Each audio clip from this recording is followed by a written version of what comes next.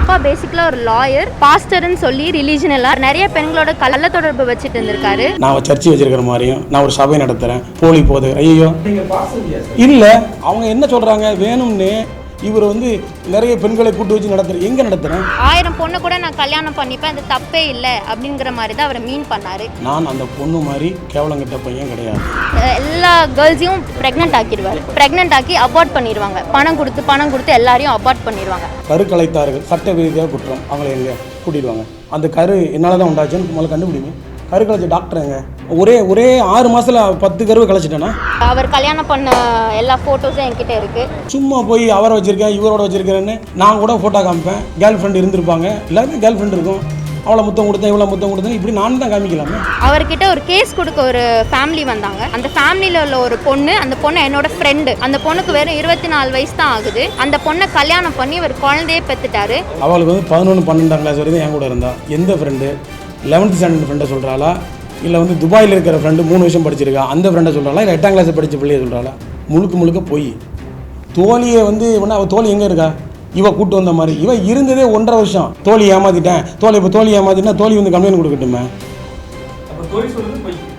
முழுக்க பச்சை போய் அது. அவர் வந்து என்கிட்ட வந்து பணம் கொடுத்து நான் ஒன்று ஆஃப் பண்ணலாம் அப்படின்னு என்கிட்ட பேசினாங்க. வந்து 20 lakhs கொடுக்குறேன், 16 lakhs கொடுக்குறேன்னு சொல்லி ஒரு லாயரை வச்சுலாம் என்கிட்ட வந்து பேசினாங்க. 10 வருட காலமாக எந்த விதமான கான்டாக்ட் கிடையாது. திடீரென்று ஒரு 6 மாதத்திற்கு முன்பாக வந்து என்கிட்ட கேட்குறாங்க, என்ன நீங்கள் இப்படியே போனால் இப்படி ஒரு செட்டில்மெண்ட்டுக்கு வாங்க, பணம்லாம் நிறைய வச்சுருக்கீங்க, நீங்கள் வந்து பணத்தை கொடுத்து எதாவது முடிக்கணும், இல்லை எதாவது ஒன்று செய்யணும்ல, எனக்கு படிக்கிறதுக்கு வழி இல்லாமல் இருக்கிறேன், எனக்கு லோன் கட்டணும், எனக்கு வந்து நீ எப்போ பணம் அனுப்பி வைப்பேன். 10 ஆண்டு கழிந்து வந்து அவங்க என்ன டிமாண்ட் பண்ணுறாங்க, நீ கெட்டவன், ஆனால் எனக்கு என்ன செய்ய போகிறேன்? உங்கள் அம்மா வர சொல்லு, நீ இன்னைக்கு பணம் வாங்கிட்டு ஓடிடுவேன், நாளைக்கு உங்கள் அம்மா வந்து என்கிட்ட பணம் எனக்கு தான் கேட்டாங்க. இல்லை இவங்க சொல்கிறாங்களே, சார் 5 பெண்களை இவங்க கற்பழிச்சிட்டார் சார், நான் மன்னிச்சிட்டேன், மீதி 5 பெண்களை கற்பழிச்சு நான் விட மாட்டேன். அப்போ எனக்கு இது புரியலையே. இது போகிற நாடகம். இவ வேற என்ன மன்னிக்கிறது? எங்கள் அப்பா 10 வருஷம் தப்பு பண்ணார், 10 வருஷம் வேலை செஞ்சார்னு சொல்லிவிட்டு திடீர்னு இன்னைக்கு வந்து நான் யார் தெரியுமா, பெண்களை நான் காப்பாற்றுவேன்னா எந்த பெண்களை விட்டு போய் கம்ப்ளைண்ட் கொடுத்தாங்க? இவன் திருடுனா, இவன் ஏமாத்தினா, இவன் வந்து அப்படி சொன்னால் கஞ்சா கடத்தினாருன்னு சொன்னால் அது எடுபடாது.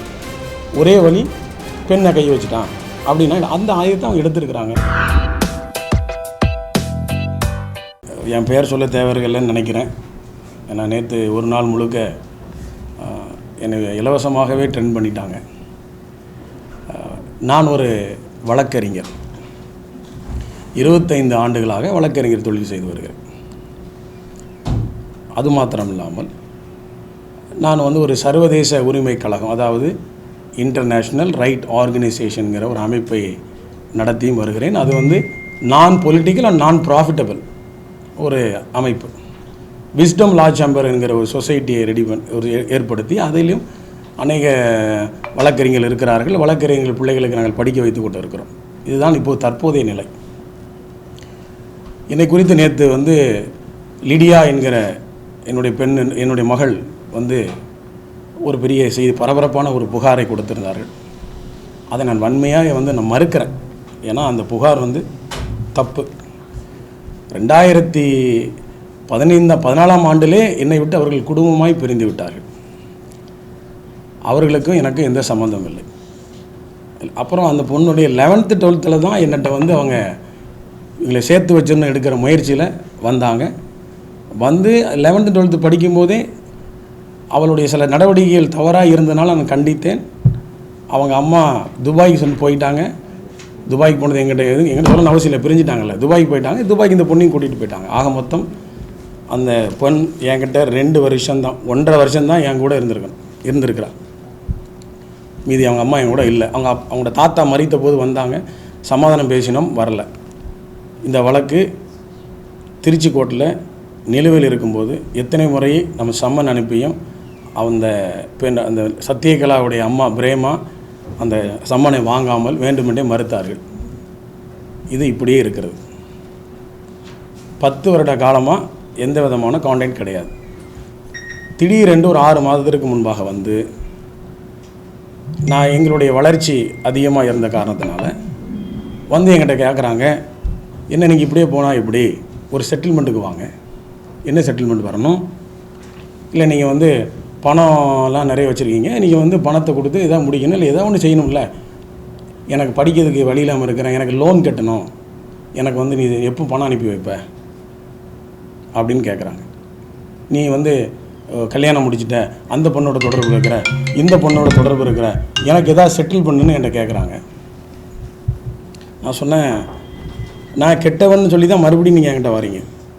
10 வருஷத்துக்கு முன்னாடி போகும்போதும் இவர் ரொம்ப மோசமானவர், அந்த நான் அந்த பெண்ணை வச்சுருக்கிறேன், இந்த நல்ல வேலை எத்தனை பெண்ணை வச்சுருக்கேன்னு அவங்க தான் எனக்கு சொல்கிறாங்களே தவிர சொல்கிறாங்க.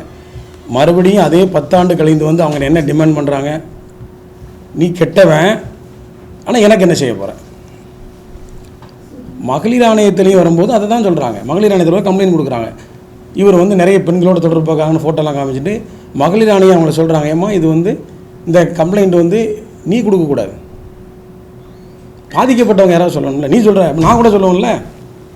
நான் சொன்னேன், இது வந்து 10 ஆண்டுகளுக்கு முன்பாக நடந்த ஒரு சம்பவத்தெல்லாம் நீ பிரிஞ்சு போயிட்டு இன்றைக்கி வந்து எங்கள் அப்பா ஒன்று இதை நீ சட்ட ரீதியாக அணுகிக்கோமா அப்படின்னு சொல்லும்போது மகளிர் ஆணையத்தில் அவங்களுடைய எந்த விதமான மகளிர் ஆணையருடைய பேச்சை ஏற்றுக்கொள்ளாமல் ஆணையத்து முன்பாகவே வைத்து, நீ ஆம்பளையா, உன்னை கேவலப்படுத்துவேன், உன்னை நான் வந்து அசிங்கப்படுத்துவேன், நீ எப்படி இருப்ப, உன் பணம் வேண்டாம், எனக்கு ஒன்றும் வேண்டாம், நான் என்ன செய்வேன் பாருன்னு சவால் விட்டது அங்கேயே தெரியும். இதற்கு இடையில் என்னுடைய வழக்கறிஞராக இருக்கிற என்னோடய அசோசியேட் வழக்கறிஞர் உயர்ந்த அந்த ரவிக்குமார் அவர்களை வீட்டுக்கு அழைத்து எங்களை அங்கே அழைத்து பேசினோம். அப்போ அவங்க பண்ணுற டிமாண்டு, எங்கள் பணத்தையும் நகையும் எங்கள் எல்லாத்தையும் எங்களுக்கு கொடுத்தா நாங்கள் விட்டுருதோம், அதற்கான ஆதாரங்கள் உள்ளது. இப்போ நீங்கள் மீடியாவில் காமிக்க நான் அந்த பொண்ணு மாதிரி கேவலங்கட்ட பையன் கிடையாது. ஏன்னா அதில் வீட்டுக்குள்ளே எடுத்த ஆடியோ, சமாதானத்தின் ஆடியோ, அப்படியே நான் அதை ரிலீஸ் பண்ணுவேன். அப்படி ரிலீஸ் பண்ண வேண்டிய நேரத்தில் ரிலீஸ் பண்ணுறேன். அப்போ இந்த மாதிரி நம்ம கேட்கும்போது நாங்கள் சொல்கிறோம், சட்ட ரீதியாக உங்கள் அம்மா வர சொல்லு, நீ இன்றைக்கி பணம் வாங்கிட்டு ஓடிடுவேன், நாளைக்கு உங்கள் அம்மா வந்து என்கிட்ட பணம் எனக்கு தான் கேட்டு நான் நினச்சிவேன். நேரடியாக கோர்ட்டுக்கு வாங்க. நான் கெட்டவன்னு சொல்கிறேன்ல, என் கூட வாழ ஒரு 10 வருஷம் பிரிஞ்சுக்கப்புறம் என்ன, நீதிமன்றத்தில் வழக்கு நடத்துறதுக்கு எந்த விதமான அவங்களுக்கு தார்மீக உரிமை இல்லை என்பதை அறிந்து கொண்டு அந்த சத்யகலா என்கிற அந்த நபர் துபாயிலேருந்து இன்னும் வரல, துபாயில் இருந்துக்கிட்டு இந்த பொண்ணை ஆட்டி வைக்கிறாங்க. இதுதான் உண்மை. நான் ஒரு மத போதகர், நான் சர்ச்சை வச்சுருக்கிறேன்னு சொன்னோடனே அன்பு இந்து சகோதரர்கள்லாம் என் மேலே தப்பாக நினச்சிக்கிட்டீங்க. முதல்ல அதை புரிஞ்சுக்கிங்க. நான் சர்ச்சை வச்சுருக்கிற மாதிரியும் நான் ஒரு சபை நடத்துகிறேன், போலி போதகர். ஐயோ, நான் கிறிஸ்தவ மதத்தை நம்புகிறவன், நான் எல்லா சபைக்கும் போய் பிரசங்கம் பண்ணுவேன், எனக்கு சபையே கிடையாது. நான் 1000 விசுவாசிகள் வச்சுருக்கிறாருமோ, காணிக்க வாங்குறாரு, வர பொம்பளை கூடலாம், இதெல்லாம் வந்து அநியாயமானது, அக்கறமானது. நான் வன்மையாக கண்டிக்கிறேன். என் பேரில் எதுவும் சபை இருக்குதா? கள்ள போதகர், மத போதகருங்கிறீங்க. எந்த சர்ச்சில் நான் பாஸ்டர் சொல்லுங்கள். இல்லை என் சர்ச்சுக்கு ஏதாவது பேர் இருக்குதா? இல்லை என்ன யாராவது என் விசுவாசின்னு நீங்கள் சொல்கிற மாதிரி ஒவ்வொரு ஞாயிற்றுக்கிழமையும் நான் ஒரு இடத்துல கூடி நான் ஆராதனை நடத்தி மக்களை சேர்க்குறேன்னா இது இல்லை. ஆமாம், போதகம். நான் கிறிஸ்தவ மதத்தை நான் நம்புறதுனால நான் ஒவ்வொரு சபைக்கு போய் பிரசங்கம் பண்ணுறேன், போதகம் பண்ணுறேன், நான் அழைச்சா போய் பேசுவேன். அவங்க என்ன சொல்கிறாங்க, வேணும்னு இவர் வந்து நிறைய பெண்களை கூட்டு வச்சு நடத்துகிறேன். எங்கே நடத்துகிறேன்? என்னை அழைக்கிற இடத்துல நான் போகிறேன், எனக்கு சொந்தமாக. அப்போ இது வந்து அந்த பொண்ணு சொன்னது உண்மைன்னா நான் ஏற்றுக்கிறேன்.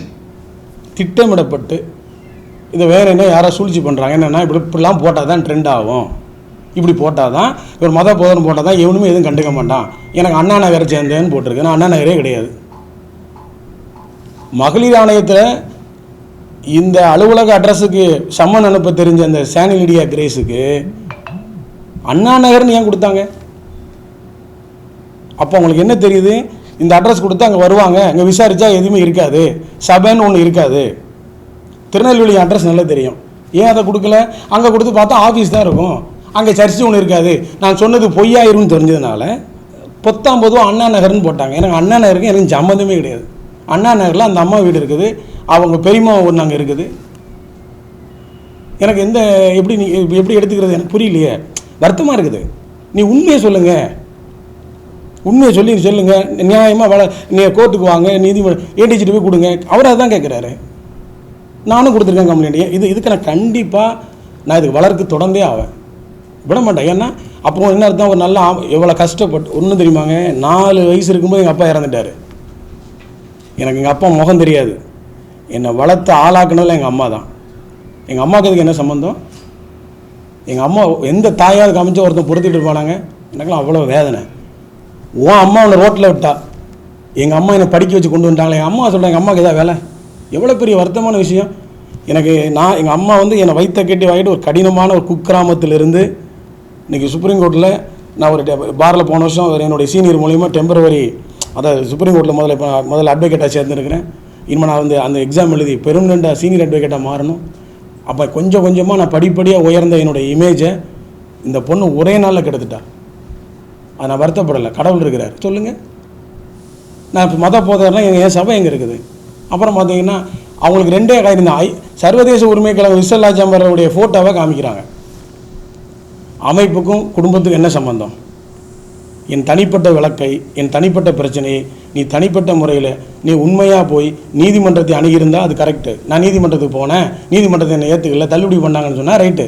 நீதிமன்றத்தில் வழக்கு இருக்குது, அந்த வழக்கை நடத்துவதற்கு திராணியும் தகுதியும் இல்லாத அந்த அம்மா சும்மா போய் அவரை வச்சுருக்கேன் இவரோட வச்சுருக்கிறேன்னு நான் கூட ஃபோட்டோ காமிப்பேன். கேர்ள் ஃப்ரெண்டு இருந்திருப்பாங்க, எல்லாருக்கும் கேர்ள் ஃப்ரெண்ட் இருக்கும், அவளை முத்தம் கொடுத்தேன் இவ்வளோ முத்தம் கொடுத்தேன்னு இப்படி நான் தான் காமிக்கலாமே. அப்போது இன்னொரு கேள்வி எனக்கு, சரி கருக்கலைத்தார்கள் சட்ட ரீதியாக குற்றம், அவங்கள எங்கே கூட்டிடுவாங்க? அந்த கரு என்னால் தான் உண்டாச்சுன்னு முதல்ல கண்டுபிடிங்க. கருக்கலைச்ச டாக்டர் எங்க? இந்த அம்மா சொல்கிறாள்ல, வாய் திறந்து பயங்கரமாக பேசுதில்ல, டிவிலே சொல்லியாச்சு. நான் 10 வருஷம் அதுவே ஒத்துக்குது. 10 வருஷம் இல்லாததுக்கு அப்போ ஒரே 6 மாதத்தில் 10 கருவை கலைச்சிட்டேனா? இல்லை நான் ஒவ்வொரு கருவாக கலைக்கும் போது அந்த அம்மா துபாயிலிருந்து ஓகே சொல்லிடுச்சா? இல்லை, பல பெண்களுடன் தான் சொல்கிறாங்க அவங்க. பல பெண்களுடன். அப்போ பல பெண்களோட தொடர்பு வந்து ஒரே நாளில் இருக்குதா? பல வருடங்களாக நாங்கள் புத்தி சொன்னோம். நீ புத்தி சொல்லணும்னா அப்போ நீங்கள் வந்திருக்கணும்ல, வழக்கு நடக்கும்போது புத்தி சொல்ல வேண்டியதானே? இது பொய். இன்றைக்கி என்ன புதுசாக புத்தி பெருசாக வருது? ஒருவேளை உங்களுக்கு உங்ககிட்ட அதிகமான பணம் செஞ்சதுனால கேட்குறாங்க. அதைத்தான் உண்மை சகோதரனே. தயவுசெய்து மீடியா புரிஞ்சுக்கிங்க. ஒருத்தர் எனக்கு குருவில் போடுறாரு, நல்ல வேலை செய்கிறடா, நல்ல அப்பாண்டான்னு. ஏங்க முதல்ல புரிஞ்சுக்கிங்க. ஒரு பெண்ணு வந்து ஒரு பொம்பளை பிள்ளை வந்து சொல்ல, நான் சொல்லி தான் அனுப்புகிறேன் பேரை கெடுத்துக்காதுன்னு. நான் அவங்கள பற்றி எந்த குறையாத குற்றமோ இதை எங்கேயோ பேசியிருக்கேன். இது சொந்த பிரச்சனை, இது என்னுடைய குடும்ப பிரச்சனை. இந்த குடும்ப பிரச்சனையை குடும்ப நீதிமன்றத்தில் போய் முறையிட்டு செயல்பட்டு இருக்கிறோம். அங்கே வந்து இவங்க இதெல்லாம் கொடுத்துருந்தாங்கன்னா இவங்களை மதிக்கணும். இன்றைக்கி வந்து என் மேலே இல்லாத பொய் குற்றச்சாட்டை பேசியிருக்கிறீங்க. நீங்கள் அதை தொடர்ந்து நடத்துங்க, நான் சட்ட ரீதியாக சந்திப்பேன். இதை நீங்கள் தயவுசெய்து சோசியல் மீடியாக்கள் இந்த மாதிரி கஷ்டப்பட்டு ஒரு கிராமத்துலேருந்து வளர்ந்து ஒரு இமேஜை காப்பாற்றுறது உங்களுக்கு எவ்வளோ கஷ்டம்னு தெரியும். இவ்வளோ பெரிய அளவுக்கு நாங்கள் எங்களை நம்பி இவ்வளோ கூட்டம் வந்திருக்காங்கன்னா, இப்போ எங்கள் அம்மா எவ்வளோ 2 நாள் வழி சாப்பிடாமல் இருக்காங்கல்ல, இவ்வளோ வேதனைப்பட்டிருப்பாங்க.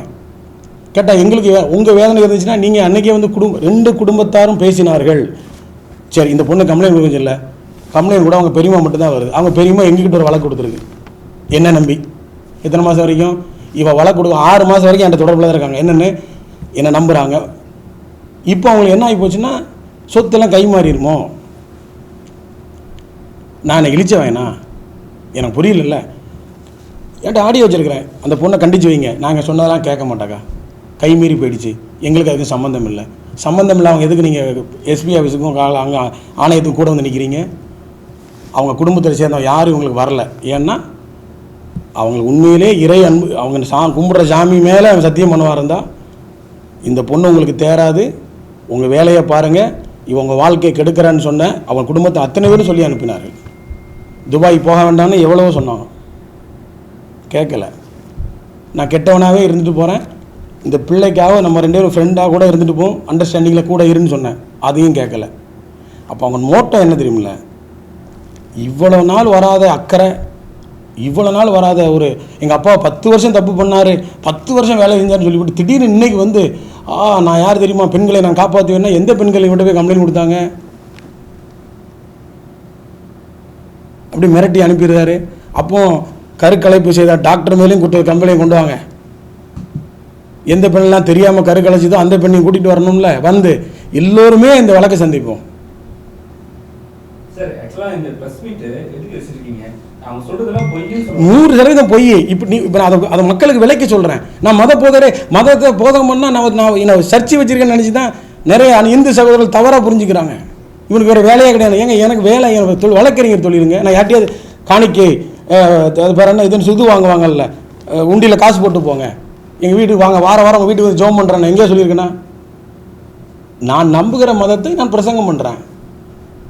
இதில் எங்கே இருக்குது எனக்கு நான் எந்த என் பெண்ணை ஏமாத்துன்னு சொல்கிறாங்க. அப்போ ஒரு தனிப்பட்ட குடும்ப பிரச்சனையை இதில் இன்னொரு பின்னணி இருக்குது. இவங்க ஆரம்பித்து ஒரு வருட காலத்தில் இவ்வளோ பெரிய ரீச் ஆகிட்டாங்க. 20,000 மெம்பர் இருக்கிறாங்க. நிறைய சமுதாய சேவை நாங்கள் பண்ணுறோம். அது வெளியே தெரியாவிட்டாலும் அது அரசாங்கத்துக்கும் தெரியும், எல்லாத்துக்கும் தெரியும். எங்கள் கூட நல்ல ஒழுக்கமான நல்ல குடும்ப பெண்கள் இருக்கிறாங்க. எங்களுடைய சர்வதேச உரிமை கழகத்திலே நாங்கள் எல்லோரும் ஒருவருக்கு ஒரு சகோதர சகோதரியாக நேசிக்கிறோம் எல்லாருமே. இந்த மாநாட்டில் நிறைய பேர் இவங்க சுவர் விளம்பரம் எழுத ஆரம்பிச்சிட்டாங்கல்ல, இவங்க பெரிய லெவலில் பண்ண போகிறாங்க. இந்த மாநாட்டை சீர்குலைக்கணும்னு சொல்ல சில சக்திகள், அது உங்களுக்கு தெரிய வேண்டியது, உங்களுக்கு அரசியல்காரங்களுக்கு தெரியும், டிவி பார்க்குறவங்களுக்கு தெரியும். அவங்களோட சேர்ந்துக்கிட்டு இந்த நேரத்தில் ஒரு பேரை கெட்ட பேர் ஆக்குனா இது அப்படி கலைஞ்சிரும். இவர் மோசமான, இது வேறு எந்த ஆயுதத்தையும் கையில் எடுக்க முடியாது. ஒருத்தர் கூட யாருமே நீங்கள் எதிர்த்து கேட்கல. 10 வருஷமாக எங்கேம்மா போனால் இப்போ வந்துன்னு இல்லை, நாங்கள் சந்தேகப்படலை. ஆனால் இதுக்கான பின்புலம் இருக்குது. இல்லைன்னா இந்த ஒரு தனி பெண்ணால் ஒரு பெரிய போராட்டத்தை வெளியே கொண்டு வர முடியாது. அவங்க அந்தளவுக்கு வந்து விவரமும் கிடையாது. சார் அவங்களும் இல்லை சார், நீங்களும் படிச்சவங்க, அவங்க அட்வொகேட் பொண்ணு, அவங்களுக்கு ஒரு விஷயம் தெரியல. கொஞ்ச நாளே இல்லையே, சின்ன பிள்ளையே 1.5 வருஷம் இருந்திருக்கிறாங்க. அவங்க இருந்த வயசில் இருக்கட்டும், என் பொண்ணு தான், எல்லாம் ரைட்டு தான். ஆனால் கரெக்டாக 1ஆம் தேதி எடுத்து மகளிர் ஆணையத்தில் முடிஞ்சு 1.5 மாதம் ஆகுது. அந்த அம்மா அனுப்பி விட்டாங்க. இமிடியேட்டாக போய் எனக்கு அன்றைக்கே கம்ப்ளைண்ட் கொடுத்துருந்தா ரைட்டு. இவங்க என்ன பண்ணுறாங்க, எல்லா நிகழ்ச்சி எல்லா தேவையில்லாத என்னெல்லாம் யாரெல்லாம் பார்க்கணுமோ பார்த்து இதை எப்படி செட் பண்ணு சொல்லி பிளான் பண்ணி செஞ்சது தான் இது. இப்போ அவங்க பிரஸ் மீட் கொடுத்து தான் பிளான் பண்ணி செஞ்சது. கண்டிப்பா அவங்க சொல்ற விஷயம் ஒரே விஷயம், அவர் எங்க அப்பா கூட சொல்ல, அவர் ஒரு மத போதகர், அவரால் நிறைய பெண்கள் சீரழிக்கப்பட்டிருக்காங்க. அதுக்கப்புறம் வந்து அங்க என்ன ஆகுதுன்னா, என்னோட அப்பா தப்பு பண்றாரு, அதை ஃபர்ஸ்ட் நாங்கள் திருத்திட்டோம், அதுக்கப்புறம் அவரை நாங்கள் மன்னிச்சு ஏற்றிட்டோம். ஆனால் திருப்பியும் ஒரு அதே தப்பு பண்ணதுனால வந்து நாங்கள் ஊர்லேருந்து வந்து சில விஷயம் கேட்டோம், அவர் ஒத்துக்க மாட்டேன்னாரு. ரொம்ப சந்தோஷம். சரிங்களா? அதுக்கப்புறம் வந்து அவங்க என்ன சொல்றாங்க, நான் இவரை வந்து கண்டிப்பா வந்து எல்லா பெண்களிடமும் வந்து இவரை காப்பாற்றுவேன்றாங்க. அதுக்கு உங்களோட நல்ல கேள்வி. எப்போ என்னை மன்னிச்சாங்க, எப்போ என்னை வந்து ஏற்றுக்கிட்டாங்க, என்னை மன்னிச்சதுக்காக என்னை வந்து நான் அவர் மன்னிச்சோம்னு சொன்னாங்களா, இல்லை இவங்க என்ன அப்போ நான் வந்து ஒரு 4 பெண்ணை வந்து கற்பம் கலைச்சிட்டோம்னா மன்னிச்சு ஏற்றுக்குவாங்களா? அப்போ ஓகே தானே? அது கேள்விக்கு வரும். சரி, ஒரு 10 பிள்ளையருக்கு எடுத்துட்டப்பா, உன்னை மன்னிக்கிறேன், இனிமே கெடுக்காதுன்னு சொன்னால் அப்படி அப்போ இவங்க பெண்ணா? தர்த்தானே. நீ ஒன்று மன்னிச்சா எல்லாத்தையும் மன்னிக்கணும். அவங்க கதைக்கு வரேன், நீங்கள் ஒன்று இதை பார்த்து இதை மட்டும் கட் பண்ணி போட்டு விட்றாதீங்க. இது அது வேறு இல்லை. சொல்கிறேன் இயற்கை. 10 பெண்களை கற்பது அவரே சொல்லிவிட்டார் பாருன்றாங்க. இல்லை, இப்போ மன்னிக்கிறாங்கல்ல, அப்போ நான் 10 பெண்களை இவங்க சொல்கிறாங்களே, சார் 5 பெண்களை இவங்க கற்பழிச்சிட்டார் சார், நான் மன்னிச்சிட்டேன், மீதி 5 பெண்களை கற்பழிச்சு நான் விட மாட்டேன். அப்போ எனக்கு இது புரியலையே. இது அப்போ இது போகிற நாடகம். இவ யார் என்ன மன்னிக்கிறது? இவ வந்து மன்னிச்சாருன்னா நீ என்ன பண்ணியிருக்கணும், நீதிமன்றத்தில் வந்து அணுகியிருக்கணும். இவங்க என்னைக்கு வந்ததே 6 மாதம் முன்னாடி. பாஸ்போர்ட்டை காமிக்க சொல்லுங்கள். பாஸ்போர்ட்டை முடக்கினா தான் இந்த பிள்ளையோட விவரம் தெரியும். இது வந்து எங்களுடைய சர்வதேச உரிமை கழகத்தையும் எங்களுடைய விஸ்டல் ஆச்சம்பரின் பேரை கெடுக்கணும், முக்கியமாக என் பேரை கெடுக்கணும். அது நடக்கவே நடக்காது. நாங்கள் உண்மையாக கடினமாக உழைச்சி வந்தது. எவன்ட்டையும் ஆட்டையை போட்டோம், நிறைய சொல்லுவாங்க ஆட்டையை போட்டாங்க அங்கே, அதெல்லாம் கிடையவே கிடையாது. அதை வந்து இந்த மாநாட்டை கெடுக்கணுங்கிற முழு திட்டம் தான். என் பேரை கெடுக்கணும் தான். அவன் இங்கே சவால் விட்டு ஆடியோ கூட இருக்கு, அவன் பேரை கெடுக்காம விட மாட்டேன்னு. அப்படின்னா இந்த பொண்ணு வந்து திருத்ததுக்கு வந்திருக்கா, பேரை கெடுக்கிறதுக்கு வந்திருக்கா? பெண்கள்கிட்ட என்னை பாதுகாப்புனா எந்த பெண்கள் கொடுத்துருக்காங்க? இவர் என்னை வந்து கையை பிடிச்சிருக்காருன்னு. அப்படி பெண்களுக்கு பாதுகாப்புனா என் கூட இவ்வளோ பெண்கள் என் கூட்டம் இருக்குது. அதுதான் சார் கேட்க வந்தேன். என்னன்னா இப்போ வந்து ஒரு பெண் பாதுகாப்புக்காக வந்து சொல்றாங்க உங்ககிட்ட, ஆனா உங்க ஆர்கனைசேஷன்ல வந்து 20,000 பேர் இருக்காங்க, 20,000 பேர் இருக்காங்க. அப்படி பார்த்தாலும் ஒரு 10,000 பெண்கள் இருப்பாங்க. அவங்க வந்து இந்த விஷயத்தை கேள்விப்பட்டோன்னு என்ன ரியாக்ட் பண்ணாங்க? எங்கள் தலைவரை நான் நம்புகிறோம். இதுவரைக்கும் பயணித்தவர் எங்கள் கூட இருந்த வரைக்கும் நான் கேட்க வேண்டாம், நீங்களே போய் கேளுங்க. ஏன்னா நான் கேட்டால் கூட சொல்லி வச்சோம், யார்கிட்ட வேணாலும் நீங்கள் போய் கேளுங்க இவருடைய கேரக்டர் எப்படின்னு சொல்லுங்கள். நான் அது ஓப்பன் சேலஞ்சே சொல்கிறேன். எங்கள் அமைப்பை சேர்ந்த நிர்வாகிகிட்ட ஒரு பெண்ணிட்ட போய் கேளுங்க. எல்லோரும் இங்கே கிளம்பி வந்துட்டு இருக்கிறாங்க ஒவ்வொரு மாவட்டமாக. இது எப்படி ஒரு வந்து எங்கள் பெண்ணுக்கே இழப்பு. ஒரு 10 பேர் கற்பழிச்சாரான், இது பண்ணுறான் அது பண்ணுறான்னு நீ சொல்லிட்டு போகிறான், நீங்கள் எப்படி விட்டுட்டு இருப்பீங்க? குடும்ப பிரச்சனையை திசை திருப்பி அவங்களுக்கு ஆதாயம் கிடைக்கல. இப்போ 10 வருஷம் பிரிஞ்சாச்சு, நீதிமன்றத்துக்கு போனாலும் ஒன்றும் ஆக போகிறதில்ல. நீதிமன்றத்துக்கு வந்து கேட்பான்ல, ஆட்டோமேட்டிக்காக டிவோர்ஸ் ஆகிடும். டிவோர்ஸ்க்கு ஆக தான் செய்யும். ஏற்கனவே 10 ஆண்டுகள் 7 வருடங்கள் பிரிந்தாலே முடிஞ்சு போச்சு, தொடர்பே இல்லை. அதனால் இப்போ அவங்க எதையாவது ஒன்று கையில் எடுத்துக்கிட்டு இவரை இப்படி தான் கேவலப்படுத்தணும்னு நினைக்கிறாங்க. நான் உண்மையிலே வந்து அந்த திருச்சியில் இருக்கிற கோர்ட்டில் வழக்கை நடத்த சொல்லுங்கள். சார் அவங்க ஃப்ரெண்டையே திருமணம் பண்ணிக்கிட்டாரா? நல்ல கேள்வி. அவளுக்கு வந்து 11, 12ஆம் கிளாஸ் வரைக்கும் என் கூட இருந்தா. எந்த ஃப்ரெண்டு? 11th ஸ்டாண்டர்ட் ஃப்ரெண்டை சொல்கிறாளா, இல்லை வந்து துபாயில் இருக்கிற ஃப்ரெண்டு 3 வருஷம் படிச்சிருக்கா அந்த ஃப்ரெண்டை சொல்கிறாளா, இல்லை 8ஆம் கிளாஸ் படித்த பிள்ளையை சொல்கிறாளா? இல்லை கரெக்டு கிடையாது. அவளுக்கு ஃப்ரெண்டு இருக்கும்ல, 11th 12ங்கிறாங்க. அவங்க என் கூட இருந்தாங்க. எந்த ஃப்ரெண்டு? முழுக்க போய் தோழியை வந்து அவள் தோழி எங்கே இருக்கா? இவ கூட்டு வந்த மாதிரி. இவ இருந்ததே 1.5 வருஷம் என் கூடவே இருந்து என்கிட்டவே பலகாரங்கள்லாம் எடுத்துக்கிட்டு யாரை இவங்களை இப்போ கேவலப்படுத்தலாம்னு நினைக்கிறது. தோழி ஏமாத்திட்டேன், இப்போ தோழி ஏமாத்திட்டா தோழி வந்து கம்ப்ளைண்ட் கொடுக்கட்டுமே. முழுக்க பச்சை பொய் அது. இது அவளுக்கும் தெரியும். தோழிகிட்ட எத்தனை முறை பேசினா எடுத்துற சொல்லுங்க. சரிங்க சார், இப்போ வந்து கண்டிப்பாக வந்து நீங்களும் ஒரு மறுப்பு தெரிவிக்கிறீங்க. அவங்க வந்து சொன்னாங்க, ஒரு பைக்கு பேட்டி கொடுத்தாங்க, இந்த மாதிரி எங்கள் அப்பா ரொம்ப கெட்டவன். அதுக்கப்புறம் நீங்கள் ஒரு விஷயம் சொல்லியிருந்தீங்க, 25 லட்ச ரூபாய் கேட்டு. உண்மைதான். அதை பற்றி 25 லட்ச ரூபாய் கேட்டது உண்மை. அவங்க வந்து நகை போட்டோம். இப்போ புதுசாக ஒரு கதை சொல்கிறாங்க, நாங்கள் வந்து 150 பவுன் நகை போட்டோம்னு. அப்படிலாம் ஒன்றும் போடலை. இது திருமணம், காதல் திருமணம். என் கூட ஓடி தான் வந்து கல்யாணம் பண்ணாங்க. நாங்கள் பார்த்து நல்லா தான் வச்சுருந்தோம். அவங்க அந்த மாதிரி நகைலாம் போடலை. அந்த நகையை திருப்பி கொடு, சொத்தை திருப்பி கொடுன்னு கேட்குறாங்க. சொத்து என் பேரில் கிடையாது. அவங்களுடைய அப்பா வந்து பெரிய பணக்காரர், நல்ல மனிதர். காரைக்காலில் இருக்கிற இறந்துட்டார். அவர் இருந்திருந்தால் அந்த அளவுக்கு விட்டுருக்க மாட்டாங்க. அவர் ஒரு தங்கமான மனுஷன். அந்த மனுஷன் இருந்தால் இப்படி நடக்காது. அவர் தான் எவ்வளவோ முயற்சி பண்ணார், இந்த பொண்ணு கேட்கல. இது அவங்க குடும்பத்துக்கே தெரியும். அவர் நல்ல மனுஷன். அவர் இருந்தால் இந்த மாதிரி இந்த பிள்ளையை போக விட்டுருக்க மாட்டார். இது அவங்க யார் பேச்சும் கேட்காம செய்கிறாங்க. நகை கேட்டாங்க. காரைக்காலில் ஒரு சொத்து இருக்கிறது, அது அவள் பேரில் தான் இருக்குது, என் பேரில் கிடையாது. ஒரு பெரிய ஒரு பொட்டிக் ஷாப் ஆரம்பித்தாங்க.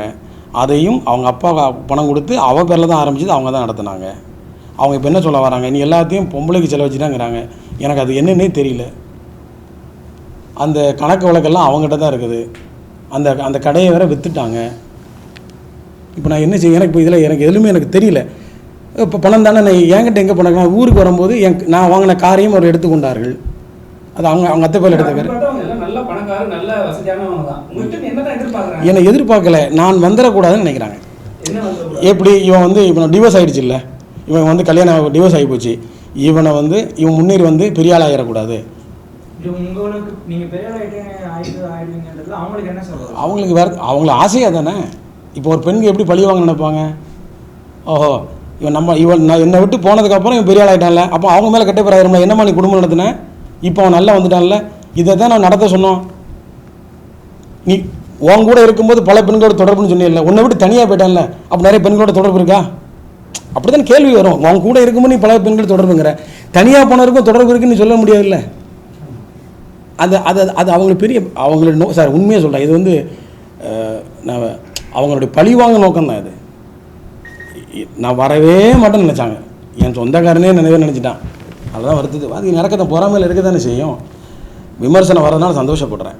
ஏன்னா நிச்சயமாக இந்த விமர்சனத்தை எதிர்கொள்ளணும். அப்படின்னா தான் உண்மை மக்கள், தயவுசெய்து மக்கள் உண்மையை புரிஞ்சுங்க. நீங்கள் பாட்டில் கமெண்ட் போகிற என்ன வேணாலும் போடுங்க, நான் எப்படி வேணாலும் திட்டுங்க, தப்பு இல்லை. நான் உண்மையிலேயே சொல்கிறேன். அது வந்து நான் நம்புகிற இறைவன், அது நீங்கள் நம்புகிற இறைவன். எங்கள் அப்பா பேர் முருகன். அந்த ஒருத்தன் கேட்குறான், இந்துவாக இருந்துட்டு நீ பாஸ்டர், நான் பாஸ்டர் ஏங்க சபையே நடத்தலை, தெரியாமல் நீங்கள் பாட்டில் போடுறீங்க, ஈஸியாக ட்ரெண்ட் ஆகுறீங்க. பரவாயில்ல, உண்மையை தெரிஞ்சுங்க. நான் அந்த பொண்ணை பற்றி தப்பு சொல்கிறேன்னா, நீதிமன்றத்தில் வந்து நடத்த சொல்லுங்கள் வழக்க. அங்கே வந்து அவங்க எல்லா டாக்குமெண்ட்டையும் கொடுக்கட்டும், ப்ரூவ் பண்ண சொல்லுங்கள்.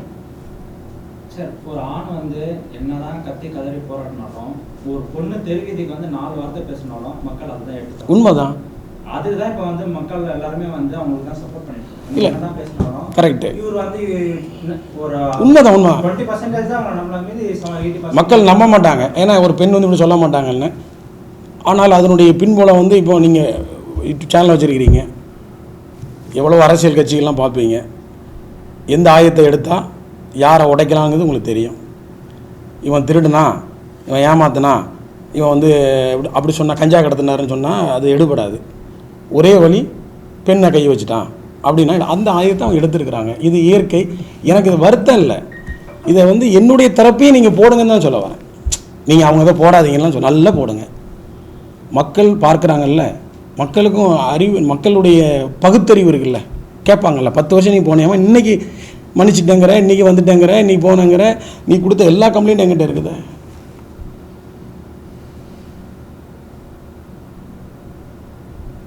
சரி, இப்போ லாஸ்ட்டாக வந்து அவங்க வந்து போலீஸில் கம்ப்ளைண்ட் பண்ணிட்டாங்க.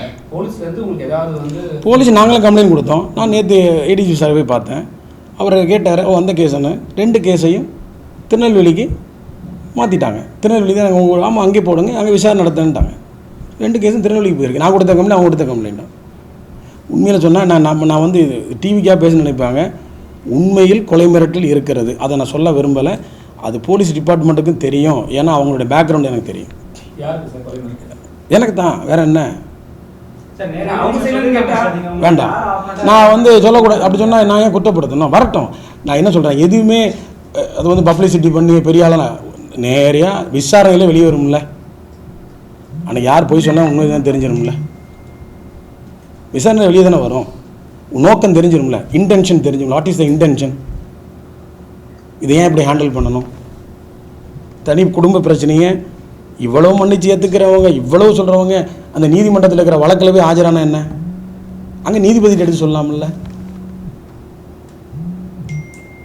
அந்த நீதிமன்றத்தில் எடுத்து சொல்லிட்டு நீதிமன்றத்திலிருந்து வெளியே வந்து ஒரு ப்ரெஸ் மீட் வச்சு நான் வந்து சட்ட ரீதியாக வழக்கை சந்திக்கிறேன், இவரை குற்றவாளி என்று நான் நிரூபிக்கிறேன்னு சொல்லியிருந்தாங்கன்னா எக்ஸலண்ட், வரவேற்கத்தக்கது. Okay sir, thank you. நன்றி. தெளிவுபடுத்துனீங்க. தேங்க்யூ.